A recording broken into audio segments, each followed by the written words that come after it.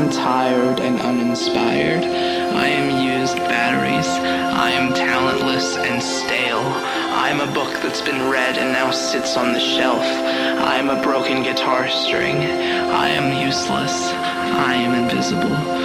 Every day I feel like I'm at war with the world. Some days I feel like I'm standing on the tallest mountain, screaming at the top of my lungs, "Look at me, please look at me." If loneliness ever needed a definition, it'd be me. I see countless faces every day, but do they see me? No! I am alone. I am invisible. All I want to do is help people like me. I want to hold you and kiss your scars and say, I swear to God it'll be okay. Not today, but one day. One day you will wake up and smile for no damn reason.